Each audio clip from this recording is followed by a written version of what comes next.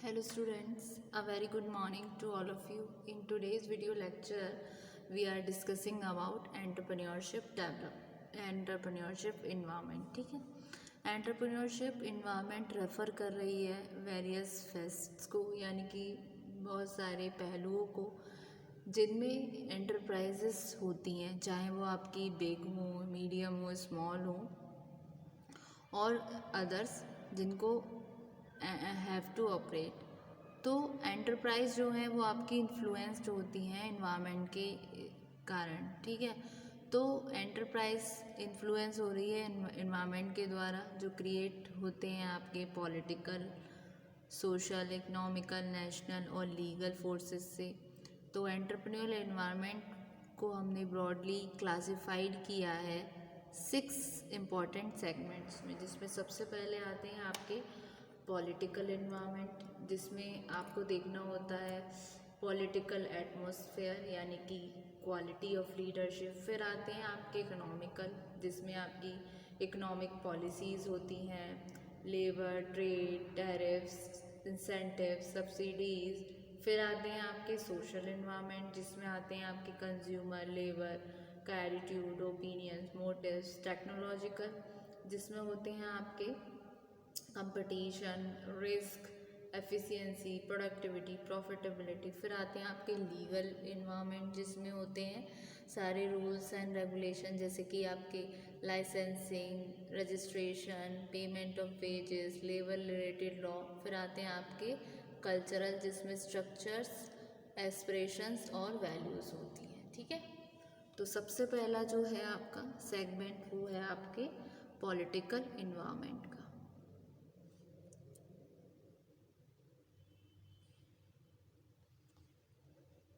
ठीक है, political environment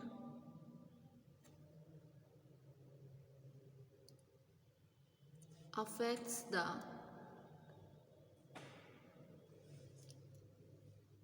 entrepreneurial growth and accelerate the process of economic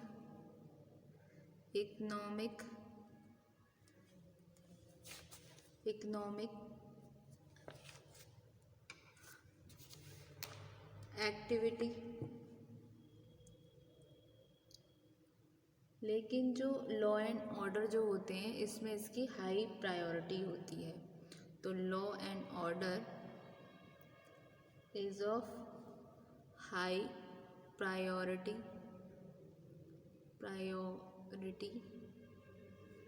followed by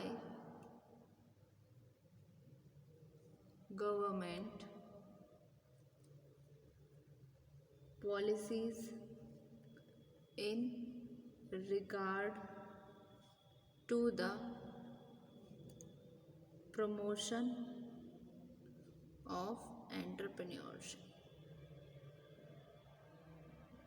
ठीक है, फिर आते हैं आपके इकोनॉमिक इन्वायरमेंट। दूसरा पॉइंट आता है आपका इकोनॉमिक इन्वायरमेंट का दूसरा सेगमेंट, जो कि आपका गवर्न होता है इकोनॉमिक इन्वायरमेंट से। एंटरप्रेन्योर की जो ग्रोथ है, डेवलपमेंट है, वो गवर्न होती है आपके इकोनॉमिक इन्वायरमेंट से, जिसमें वाइड रेंज के आते हैं आइटम, जिसमें इंक्लूड होते हैं आपके land, availability of raw material, skilled labour, raw material, infrastructure, machinery, capital. ठीक है, तो entrepreneur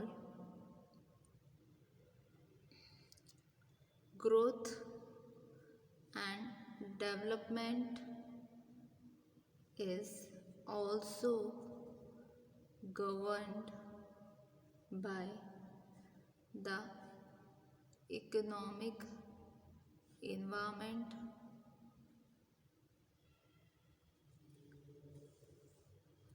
it encompasses the wide range of spectrum of items including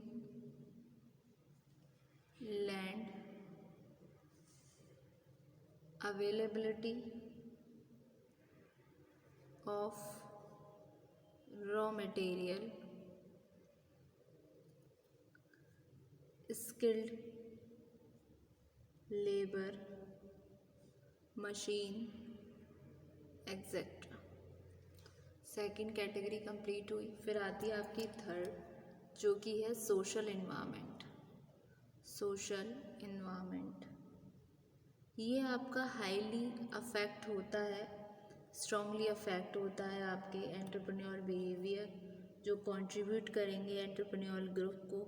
ये सोशल फैक्टर्स हो सकते हैं आपके, एक तो फैमिली बैकग्राउंड, फैमिली का कैसा बैकग्राउंड है, क्या फैमिली है आपकी। फिर दूसरा आएगा आपका religion, social status, social mobility,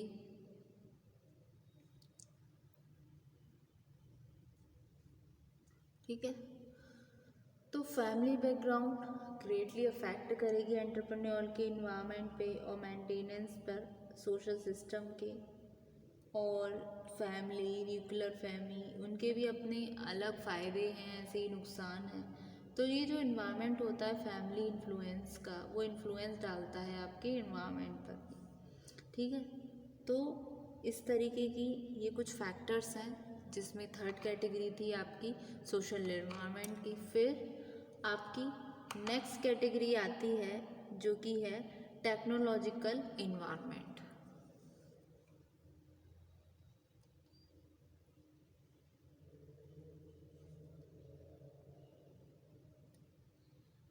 ये टेक्नोलॉजी रिप्रेजेंट करती है application of scientific knowledge for practical purpose, जिसमें आपके आते हैं टेक्नोलॉजिकल इन्वायरमेंट में रिसर्च एंड डेवलपमेंट। तो जो रिसर्च एंड डेवलपमेंट एफर्ट जो है वो लीड टू करेगी मोर कंफर्टेबल लाइफस्टाइल।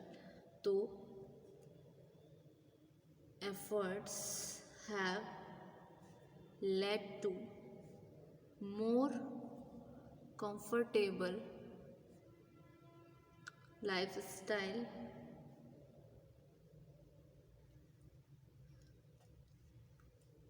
और टेक्नोलॉजिकल एडवांसमेंट जो होगा वो बन जाएगा आपका एनालिस्ट एजेंट।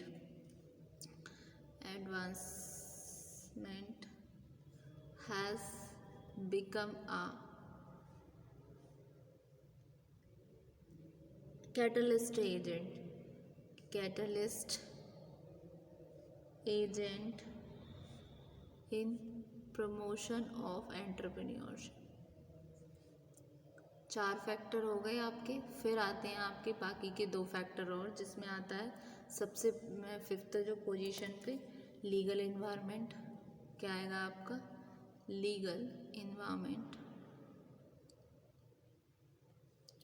बहुत सारे रूल्स रेगुलेशन एप्लीकेबल होते हैं डिफरेंट ग्रुप ऑफ इंडस्ट्रीज़ के और वेरियस एस्पेक्ट्स में। तो there are various rules and regulations applicable to different group of industries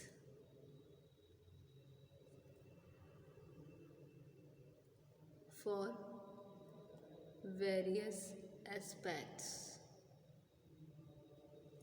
कुछ होते हैं उनमें से, जैसे कि आपके हो गए registration, licensing, pollution, payment of wages, labour related law,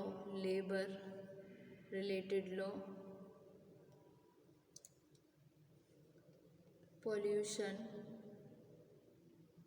and environmental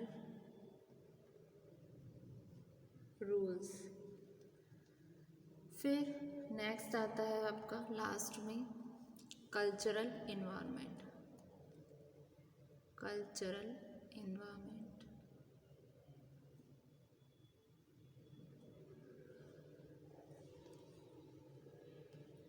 her organisation की एक इनविजिबल क्वालिटी होती है जिसमें इंक्लूड होते हैं कुछ certain style, characteristic, a way of doing things जो कि मोर पावरफुल होता है than any dictates of any one person और अ फॉर्मल सिस्टम। तो हर ऑर्गेनाइजेशन का एक इनविजिबल क्वालिटी होती है जिसमें इंक्लूड होते हैं कुछ सर्टेन स्टाइल्स, कैरेक्टरिस्टिक और वे ऑफ डूइंग थिंग्स और बहुत सारी powerful dictates of any person और फॉर्मल सिस्टम। तो जो इनविजिबल क्वालिटी जो होती है वो क्या है आपकी कॉर्पोरेट कल्चर। तो this invisible quality the corporate culture decide how effective an organization will be in marketplace। ठीक है, ये हुए आपके कुछ 6 broadly classified 6 important segments about entrepreneurship environment. ठीक है, इसमें था आपका political environment, economic environment, social environment, technological environment, legal environment और आपका कल्चरल इन्वायरमेंट। ठीक है, thank you so much student.